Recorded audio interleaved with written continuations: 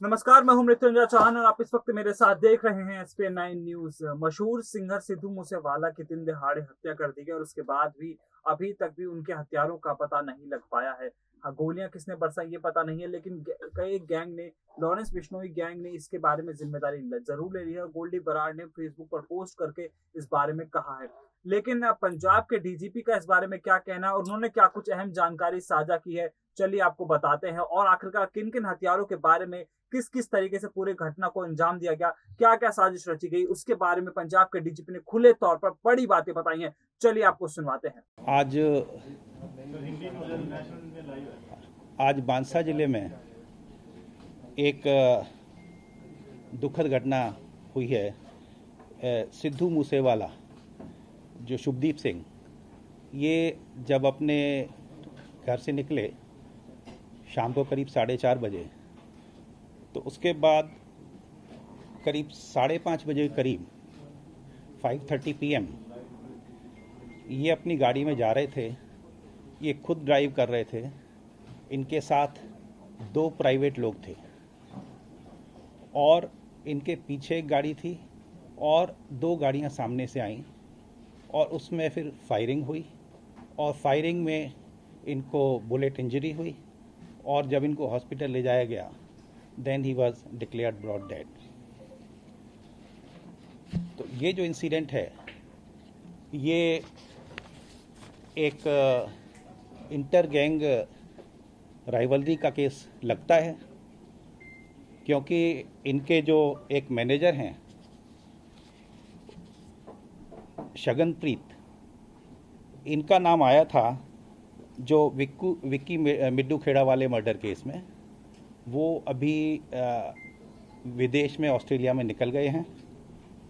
तो उसका रिएक्शन में जो लॉरेंस बिश्नोई और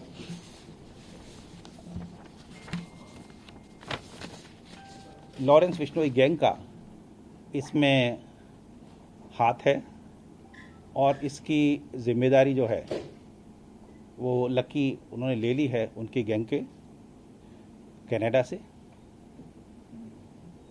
इसके बारे में 2-3 बातें मैं बताना चाहूँगा।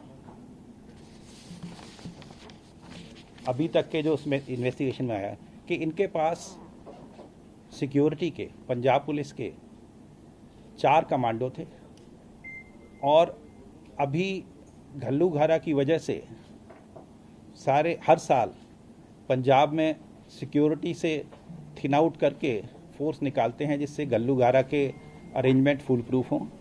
उसमें इनके 2 कमांडो विड्रॉ किए गए थे। 2 कमांडो इनके पास थे, लेकिन जब ये गए तो दोनों कमांडो को साथ नहीं लेके गए थे, घर पर छोड़ के गए थे और रादर ये कह गए थे कि अब आपको आने की ज़रूरत नहीं है। इनके पास एक प्राइवेट बुलेट प्रूफ गाड़ी थी, वो भी नहीं लेके गए थे। तो ये जो फैक्ट है, ये मैं आपके ध्यान में लाना चाहूँगा। और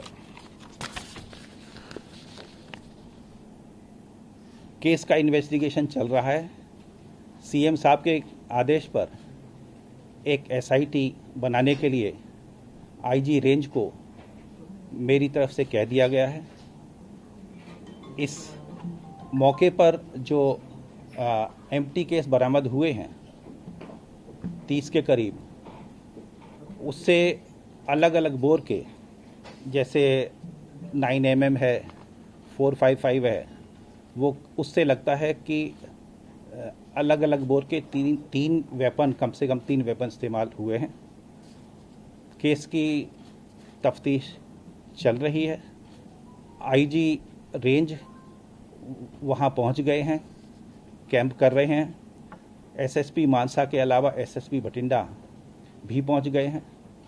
ऑपरेशंस पूरे इलाके में चल रहे हैं और पंजाब पुलिस की तरफ से एडीजी लॉ एंड ऑर्डर जितनी फोर्स एडिशनल मोबिलाइज होनी है वो कर चुके हैं और हमारी पूरी कोशिश है कि इस केस को हम जल्दी से जल्दी सॉल्व करें।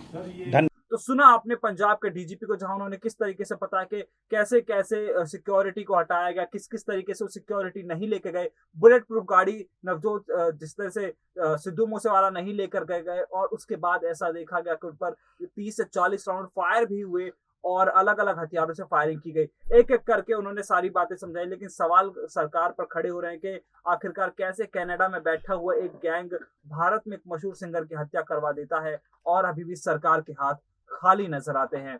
आपका इस बारे में क्या मानना है, कमेंट करके हमें जरूर बताइए और ऐसी तमाम बड़ी खबरों के लिए आप देखते रहिए SPN9 न्यूज।